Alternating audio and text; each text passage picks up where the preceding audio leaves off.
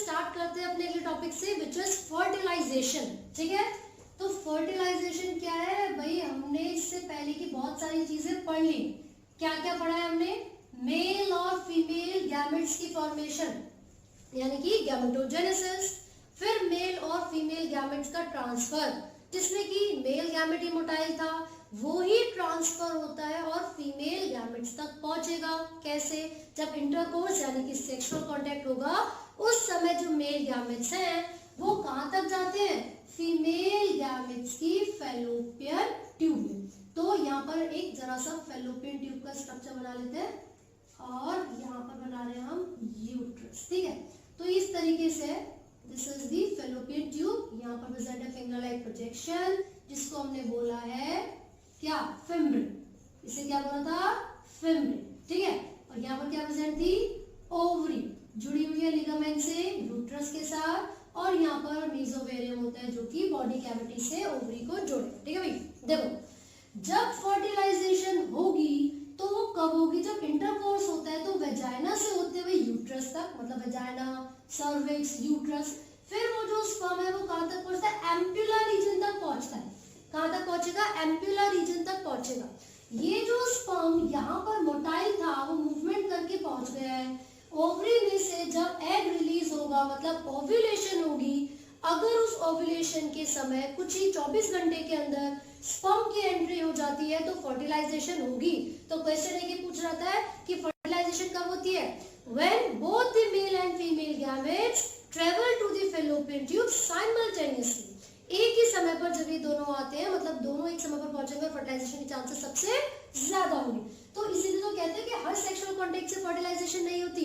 हो सकता है कि स्पर्म पहले से वहां पर अवेलेबल है और एग रिलीज ही ना हुआ हो, या फिर एग बहुत समय पहले से ही फैलोपियन ट्यूब में था और स्पर्म काफी समय के बाद आया हो। तो कोई सिंक्रोनाइजेशन नहीं है तो फर्टिलाइजेशन भी नहीं होगी। ठीक है, तो fertilization is the event of the fusion of male and female gametes.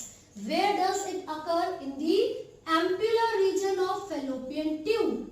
Ampulla region of fallopian tube. कई जगह पर एम्पुलर स्टमक जंक्शन भी लिखा हुआ है, तो भाई वो भी बिल्कुल करेक्ट है, इसको दिक्कत वाली बात नहीं है।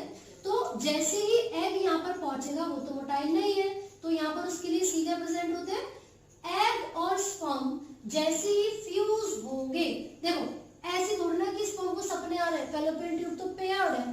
जब पेयर्ड फैलोपियन ट्यूब है तो जरूरी है कि वो यही आए स्पर्म, वो तो उधर भी जा सकता है, उधर वाली फैलोपियन ट्यूब में भी जा सकता है। तो कोई ना कोई सिग्नल तो आते होंगे ओवरी से, सॉरी एग से। एग कुछ ना कुछ सिग्नल तो भेजता होगा कि मेरे पास आ। क्या सिग्नल होता है? एग्स, इसकी जो मेम्ब्रेन्स है they also help to secrete certain chemicals, certain enzymes जो कि है फर्टिलाइजन। अब ये जो फर्टिलाइजन है it is produced by the egg यानी कि female gamete. As a result सामने से जो स्पर्म आ रहा था ये भी प्रोड्यूस करता है एक एंजाइम को या सब्सटेंस को, chemical substance which is a proteinaceous structure, उसको कहते हैं एंटी फर्टिलाइजन। ठीक है, अब ये किस चीज के लिए? सिग्नलिंग के लिए। जैसे ही स्पर्म को पता चलेगा कि भैया इस दिशा से आ रहा है फर्टिलाइजन, है ना, अट्रैक्शन होगा उतना ही ज्यादा और ये स्पर्म उसी डायरेक्शन की तरफ भागेंगे। वाइब्रसली मोटिलिटी होती है, मोटाइल होते हैं, मूवमेंट करते हैं और स्विम करते करते यूट्रस से होते हुए फैलोपियन ट्यूब में आएंगे, वहां पर जिस जगह पर एग अवेलेबल है ना। देखो क्या होता है, हमेशा हर महीने ऑल्टरनेट ओवरी से एक एक एग रिलीज होता है। अगर लेफ्ट ओवरी से इस मंथ रिलीज होगा तो नेक्स्ट मंथ में राइट ओवरी से। ठीक है, तो यहाँ पर स्पर्म को पता चल गया इन किसकी वजह से? हार्मोन्स या सर्टेन प्रोटीनेशियस स्ट्रक्चर्स की वजह से कि मुझे इसी डायरेक्शन में जाना है ना। तो एक टर्म आप पढ़ोगे कैपेसिटेशन। कैपेसिटेशन का मतलब है excitement of the sperm. And where does this occur? It occurs in the female reproductive tract. Female reproductive tract, ये क्वेश्चन मेडिकल में भी पूछा गया भाई बहुत बार। तो यहाँ पर हमने देखा स्पर्म्स की एक्साइटमेंट का जो प्रोसेस है वो फीमेल रिप्रोडक्टिव ट्रैक्ट में होता है। यहाँ पर एग ने फर्टिलाइजन को प्रोड्यूस किया था, स्पर्म ने एंटी फर्टिलाइजन को प्रोड्यूस किया था। फर्टिलाइजेशन होने से पहले एक रिएक्शन होता है जिसको कहते हैं एक्रोसोमल रिएक्शन। वो एक्रोसोमल रिएक्शन कब होगा? जब ये फर्टिलाइजन पहुंचेगा स्पर्म्स तक। तो स्पर्म्स के अंदर क्या है? हेड पर क्या है? एक कैप लाइक स्ट्रक्चर है जिसको जिसको एक्रोसोम कहते हैं, वो बहुत सारे एंजाइम्स को प्रोड्यूस करता है, ये हमें पता है। तो यहाँ पर उसी समय एक्साइटमेंट का प्रोसेस स्टार्ट हो जाता है। साथ साथ यूट्रस भी कुछ लिपोप्रोटीन्स को या फिर कुछ केमिकल्स को, जैसे कि हेपेरिन, इन सबको रिलीज करती है, जो कि हेल्प करते हैं कैपेसिटेशन ऑफ स्पर्म में। ठीक है, तो ये जो स्पर्म्स हैं, इनकी जब एक्साइटमेंट होगी, एक्रोसोमल रिएक्शन होगा। उस रिएक्शन के दौरान जो कैल्शियम आयंस होते हैं उनका लेवल बहुत ज्यादा हो जाता है और वो सेकेंडरी मैसेंजर की तरह काम करेंगे और स्पर्म्स को बोलेंगे बेटा भाग, जल्दी भाग, कहां पर पहुंचना है, एग के पास पहुंचना है। एज अ रिजल्ट ये जो एग होता है, ये जो स्पर्म है वो एग की तरफ आएगा और फर्टिलाइजेशन स्टार्ट हो जाएगी प्रॉपर तरीके से। अब फर्टिलाइजेशन होगी कैसे, फटाफट एक एग का डायग्राम बनाया। ठीक है, अब एग का मैंने पूरा स्ट्रक्चर आपको डिटेल में बताया था। यहाँ पर एक क्या होती है, प्री विटेलाइन मेम्ब्रेन फॉर्म हो जाती है, प्री विटेलाइन मेम्ब्रेन। उसके बाद कौन सी थी, जोना पेल्यूसिडा। और यहाँ पर कुछ स्पेशलाइज्ड ग्रेनुलोसा सेल्स की मदद से एक और लेयर की फॉर्मेशन हुई थी, और भाई उसका नाम क्या बताया था हमने बोला था कोरोना रेडिएटा। पता है क्या होगा, ये जो स्पर्म भागता हुआ आ रहा था, इसके पास जो एक्रोसोम है उसमें बहुत सारे एंजाइम्स हैं। ये सारे एंजाइम्स हेल्प करते हैं स्पर्म को पेनिट्रेट करने में, लाइसिन वगैरह बहुत सारे एंजाइम्स हैं। And these enzymes which are present in the acrosome, they will help to penetrate the ovum. तो सबसे पहले कोरोना रेडिएटा को क्रॉस करते हुए ये जो जेनेटिक मटेरियल न्यूक्लियस में प्रेजेंट है स्पर्म के, वो कहां पर एंट्री लेगा, it will enter through the zona pellucida. और जैसे ही जोना पेल्यूसिडा में स्पर्म के जेनेटिक मटेरियल की एंट्री हो रही होती है, देयर इंड्यूसेस या there occurs certain changes in the membrane, जो कि एक ही स्पर्म की एंट्री होते ही बाकी स्पर्म्स की एंट्री को रोक देती है, प्रिवेंट कर देती है। फिर से सुनिए, जैसे ही स्पर्म्स में जो एक्रोसोम है वो कुछ एंजाइम्स को रिलीज करेंगे, वो एंजाइम इस कोरोना रेडिएटा से होते हुए स्पर्म को एंट्री दिलवाती है जोना पेल्यूसिडा तक, और यहाँ तक आते आते स्पर्म की जो टेल है वो पीछे रह जाएगी, और उसके अंदर जो जेनेटिक मटेरियल था, जो हैप्लॉइड न्यूक्लियस था, वो जोना पेल्यूसिडा को क्रॉस करके एंट्री लेगा ओवम के अंदर। ठीक है, और जैसे ही जोना पेल्यूसिडा ने एक स्पर्म को entry they the, there occurs, it induces certain changes in the membrane। तो क्या होगा, फिर से क्या होगा, सेकेंडरी मैसेंजर एक्टिवेट होगा, वो फिजियोलॉजिकल चेंजेस इंड्यूस करवाएगा। उन चेंजेस के रिजल्ट में जोना पेल्यूसिडा जो है वो क्या करेगी, मेम्ब्रेन पोटेंशियल चेंज करेगी और लॉक कर देगी या प्रिवेंट कर देगी एंट्री ऑफ अनदर स्पर्म। तो जब बहुत सारे स्पर्म्स होते हैं उसको पॉलीस्पर्मी कहा जाता है। तो पॉलीस्पर्मी को रोकने के लिए, है ना, बहुत सारे स्पर्म्स की एंट्री को रोकने के लिए जोना पेल्यूसिडा में बहुत सारे चेंजेस आते हैं, उसकी मेम्ब्रेन पोटेंशियल चेंज हो जाती है। ठीक है, तो जैसे ही यहाँ पर ओवम का ये जो न्यूक्लियस था स्पर्म के न्यूक्लियस के साथ फ्यूज करेगा, so it will lead to the formation of zygote. तो यहाँ पर किसकी फॉर्मेशन हो गई, जायगोट की। और जायगोट कैसा होगा भाई, जब मेल गैमेट और फीमेल गैमेट फ्यूज कर रहे हैं, दोनों ही NN थे, तो क्या बनेगा, 2N बनेगा। तो जो जायगोट होता है वो डिप्लॉयड होता है। तो यहाँ पर डिप्लॉयड जो जायगोट है उसकी फॉर्मेशन हो गई। यहाँ पर मान लीजिए बहुत सारे स्पर्म्स आ रहे थे, जिसमें से सिर्फ एक ही स्पर्म की एंट्री हो पाती है और फर्टिलाइजेशन हो जाती है। एक बहुत ही इंपॉर्टेंट चीज जो आपको यहाँ पर याद रखनी है वो ये है, जिस समय फर्टिलाइजेशन चल रही होती है उसी समय सेकेंडरी oocyte मियोसिस 2 कंप्लीट करेगा, वो अनइक्वल होगी, एक सेकेंड पोलर बॉडी बनती है और एक ओवम बनता है। सो ये ओवम इस स्पर्म की न्यूक्लियस के साथ फ्यूज करेगा। तो पूछेंगे कि जो एग की फॉर्मेशन है वो कब कंप्लीट होती है, ड्यूरिंग फर्टिलाइजेशन, या फिर पूछेंगे मियोसिस 2 कब कंप्लीट होगी, तो भी आप आंसर दोगे ड्यूरिंग फर्टिलाइजेशन। क्लियर है भाई, अब हमारे पास क्या बन गया है, जायगोट बन चुका है। चलो देखते हैं जायगोट में क्या होगा। भाई जायगोट में होगी क्लीवेज। सबसे पहली जो डिवीजन होती है जो जायगोट में होती है उसको हम क्या बोलते हैं, क्लीवेज। और इस ये जो डिफरेंशिएशन का प्रोसेस है वो स्टार्ट हो जाता है। देखिए सबसे पहले डिवीजन है क्लीवेज, यहाँ पर 2 ब्लास्टोमेर्स बन गए, दीज 2 सेल्स आर कॉल्ड ब्लास्टोमेर्स।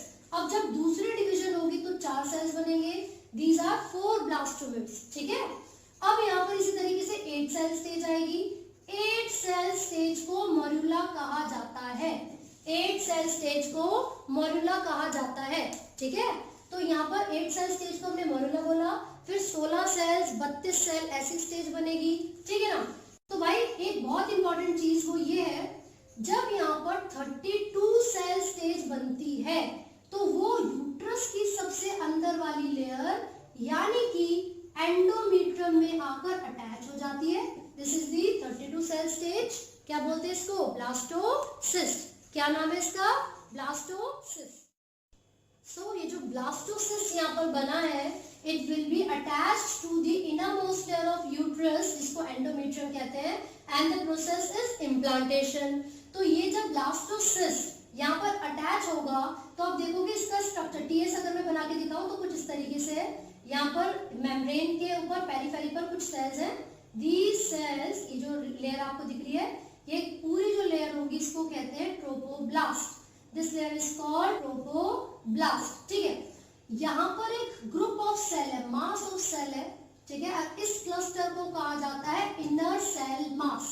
इस क्लस्टर को क्या बोलते हैं? Inner cell mass. अब क्वेश्चन ये पूछ रहेगा what is the fate of trophoblast and inner cell मास।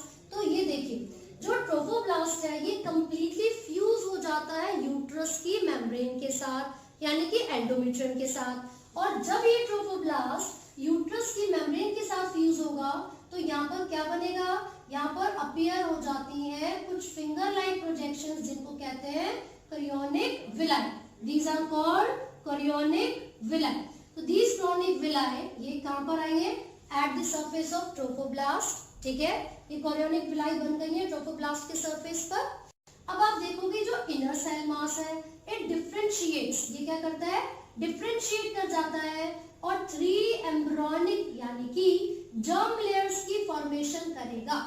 जो इनर सेल मास है वो डिफरेंशिएट करता है और एम्ब्रियोनिक लेयर्स यानी कि जर्म लेयर्स की फॉर्मेशन करेगा।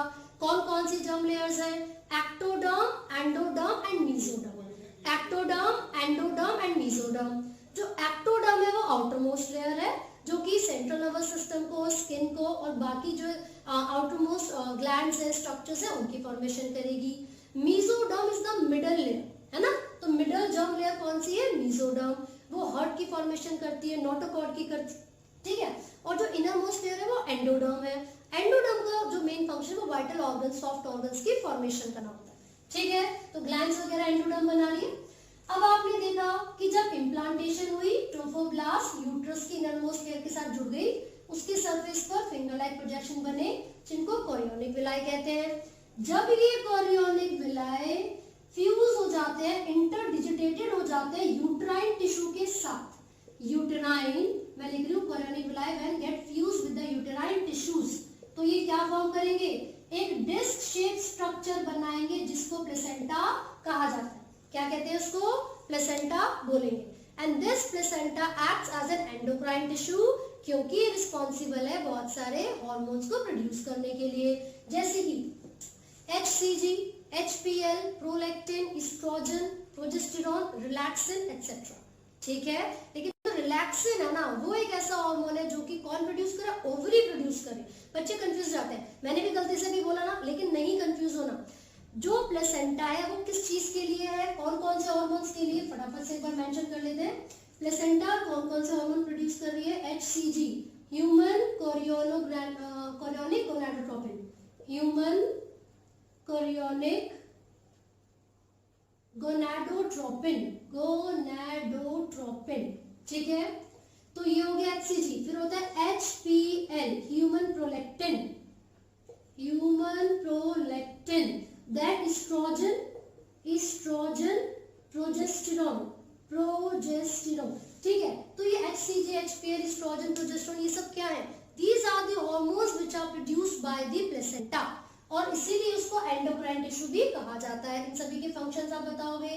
साथ ही साथ रिलैक्सिन को किसने प्रोड्यूस किया? ओवरी ने किया। नॉर्मली पता है क्या है?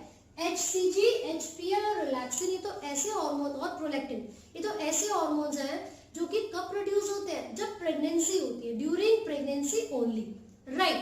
लेकिन एस्ट्रोजन और प्रोजेस्टेरॉन तो नॉर्मली भी प्रोड्यूस रहते हैं, बस प्रेगनेंसी के समय इनका जो कंसंट्रेशन है वो ज्यादा हो जाता है, एस्ट्रोजन हो गया, प्रोजेस्टेरॉन हो गया, कॉर्टिसोल हो गया, है ना, ये प्रोलैक्टिन, इन सब का कंसंट्रेशन बहुत ही मल्टीपल टाइम्स इंक्रीज हो जाता है। क्यों इंक्रीज हो रहा है, क्या जरूरत है इन हार्मोन्स की, आप बताओगे। ये फीटल ग्रोथ के लिए, फीटस की ग्रोथ के लिए जरूरी है। मदर के अंदर जो मेटाबॉलिकल एक्टिविटीज है, मेटाबॉलिकल ग्रोथ को कंट्रोल करेंगे। साथ ही साथ जो मैटरनल ओवरऑल मैटरनल जो ग्रोथ है या जो रिएक्शंस है उनको मेंटेन करने के लिए भी जरूरी होते हैं। ठीक है, तो ये हमने पढ़ा प्लेसेंटा के बारे में। लेकिन एक चीज जो मैं आपको यहाँ पर बता रही हूँ वो ये है कि जब ये 8 सेल स्टेज आई थी, यानी कि मोरुला बना था, उसके बाद ब्लास्टुला बना, ब्लास्टोसिस्ट जिसको मैंने बोला था, अटैचमेंट जिसकी हो रही थी, ये जो ब्लास्टुला बनता है ना, the next stage of the blastula is the gastrula. Blastula के बाद जो अगली स्टेज आती है वो गैस्ट्रुला होती है, और इस गैस्ट्रुला की जो खासियत है वो एक कैविटी है, एक ट्यूबुलर स्ट्रक्चर है जिसको आर्केंटिनॉन कहा जाता है, आर्केंटिनॉन कहा जाता है। और साथ ही साथ आपको याद रखना है, एक यहाँ पर लिप लाइक स्ट्रक्चर, एक पोर बनता है जिसको ब्लास्टोपोर कहते हैं, ब्लास्टोपोर कहा जाता है। ठीक है, तो होता क्या पता है, बहुत सारे ऑर्गेनिज्म में जो ब्लास्टोपोर है वो पहले माउथ की फॉर्मेशन करेगा, तो उसको हम बोलेंगे प्रोटोस्टोम। लेकिन जिन ऑर्गेनिजम्स में पहले एनस की फॉर्मेशन होती है उसको हम बोलते हैं ड्यूट्रोस्टोम्स, ड्यूट्रोस्टोम्स। तो ह्यूमन बींग्स ड्यूट्रोस्टोम के अंदर आते हैं। दूसरी चीज, जो एग ह्यूमन बींग्स के अंदर प्रेजेंट होते हैं, it contains lesser amount of York. तो अगर डिफरेंट टाइप्स ऑफ एग के बारे में हम पढ़े तो आपको पता चलेगा, माइक्रोलेसिथल हो सकता है, ए लेसिथल विदाउट यॉक, माइक्रो मतलब कम, मैक्रो मतलब ज्यादा। ठीक है, तो इसके अंदर कम यॉक प्रेजेंट होता है, आपको याद रखना है। फिर आर्केंटिनॉन क्या है, गैस्ट्रुला की एक कैरेक्टरिस्टिक फीचर है। ये गैस्ट्रुलेशन का टाइम पीरियड काफी लंबे समय तक चलता है, उसके बाद लिम्स वगैरह की फॉर्मेशन स्टार्ट हो जाती है। तो अभी हमने देखा यहाँ पर प्लेसेंटा बन गया है, प्लेसेंटा का फंक्शन देखा, इनर सेल मास डिफरेंशिएट करेगा, और जो ट्रोफोब्लास्ट था वो अटैच हो जाता है किसके साथ, अभी हमने देखा था किसके साथ अटैच हो रहा था, यूट्रस के साथ। ठीक है, और कोरियोनिक विलाय बन गई। अब दूसरी चीज जो आपको याद रखनी है वो है अम्बिलिकल कॉर्ड। अम्बिलिकल कॉर्ड, देखिए जो फर्टिलाइजेशन के बाद जायगोट बना, उसमें चेंजेस आए, तो जब काफी लंबा समय हो जाता है तो उस समय में क्या होता है, जो बच्चा है, जो फीटस है ना, इसके पास एक टिश्यू प्रोड्यूस होता है। एक यहाँ पर इस तरीके से फीटस की बॉडी से एक टिश्यू बन रहा है जिसको हमने क्या बोला, अम्बिलिकल कॉर्ड, यहाँ पर कोरियोनिक विलाय है। तो ये दोनों एक दूसरे के साथ कनेक्टेड होती है with the help of placenta.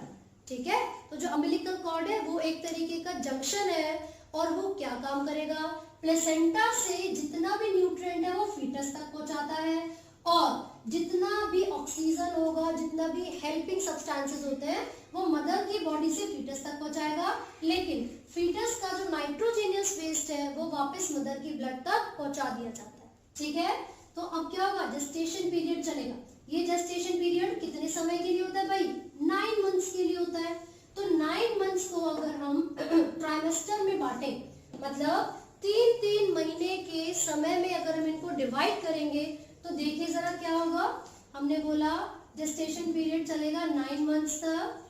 9 months को हमने डिवाइड किया है किस तरीके से, देखो ट्राइमेस्टर में ये 3 महीने का समय, ये आगे के 3 और उसके आगे के, तो ये 3 मंथ्स 3 मंथ्स 3 मंथ, टोटल कितना समय हो गया, 9 मंथ्स। ठीक है, तो ये फर्स्ट ट्राइमेस्टर होगा, फर्स्ट ट्राइमेस्टर, ट्राई का मतलब होता है 3, पहले 3 महीने। ठीक है, ये सेकेंड ट्राइमेस्टर, ये थर्ड ट्राइमेस्टर। क्लियर हो रही है बात। अब ये जो जेस्टेशन पीरियड चलता है इसमें बच्चे की डेवलपमेंट किस किस तरह से होती है, तो देखिए सबसे पहले यानी कि फर्स्ट मंथ में क्या होगा, ये जो फर्स्ट मंथ की हम बात कर रहे हैं, फर्स्ट मंथ के एंड तक आते आते किसकी फॉर्मेशन होती है, हार्ट की फॉर्मेशन होती है। सो हम हार्ट बीट को सुन सकते हैं। सेकेंड मंथ तक आएंगे तो लिम्स और डिजिट की फॉर्मेशन स्टार्ट हो जाती है, limbs and digits. Third formation तक आते आते मोस्ट ऑफ द ऑर्गन्स, भाई बच्चा मेल है या फीमेल, यानी कि एक्सटर्नल जेनिटेलिया, एक्सटर्नल जेनिटेलिया यहाँ पर डेवलप हो जाएंगे। ठीक है ना, कब की बात है, ये 3 मंथ्स की बात है। इसका मतलब ये हुआ eight the end of first trimester it could be seen that whether the child is male और फीमेल। सीन से मेरा मतलब डेवलपमेंट होती है कि बच्चा मेल है या फीमेल वो 3 मंथ्स तक हो जाती है, ठीक है। इसीलिए कहा जाता है कि जो अबॉर्शन होता है वो मदर के लिए सेफ तभी होगा जब वो 3 मंथ से पहले ही हो जाएगा, ठीक है।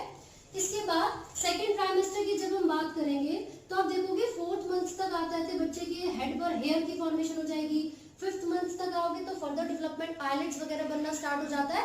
एंड इसी के साथ आप देखोगे जैसे ही डेवलपमेंट आगे बढ़ती रहेगी, at the end of 9 months the child of foetus is completely developed. और जब ये डेवलपमेंट पूरी हो जाती है, 9 महीने का समय कंप्लीट हो जाता है, तो क्या होगा इसके बाद आप ऑब्जर्व करोगे कि डिलीवरी ऑफ द बेबी होती है और उसको हम क्या कहते हैं, पार्चुरेशन। उसको हम क्या बोलेंगे, parturition.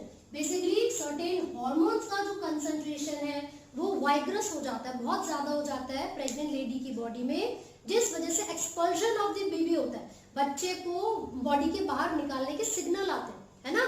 So the process of expulsion of baby outside the body is called parturition. इसको सिंपल टर्म्स में हम डिलीवरी भी कहते हैं, ठीक है। क्वेश्चन ये पूछा जाएगा पार्चुरेशन के सिग्नल कौन कौन देता है, तो आपको याद रखना है fully developed foetus, fully developed foetus and maternal placenta, and maternal placenta.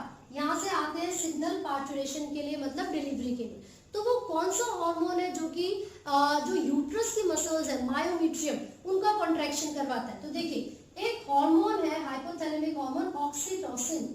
Oxytocin ये जो हार्मोन है ये रिस्पॉन्सिबल है wild contraction of uterine muscles के लिए, ठीक है। जब ऑक्सीटोसिन की सप्लाई काफी ज्यादा होगी तो जो यूट्रस की मसल्स है, इनर मोस्ट देखी थी एंडोमीट्रियम, मिडल देखी थी मायोमीट्रियम, हम मिडल लेयर की बात कर रहे हैं मतलब मायोमीट्रियम की। तो ये ऑक्सीटोसिन हार्मोन रिस्पॉन्सिबल है मायोमीट्रियम की मसल्स को कॉन्ट्रैक्ट करवाने के लिए। जितना ज्यादा वो कॉन्ट्रैक्शन करेगा बच्चा उतनी ही जल्दी बाहर आ जाएगा वेजाइना के थ्रू, यानी कि बर्थ कैनाल के थ्रू।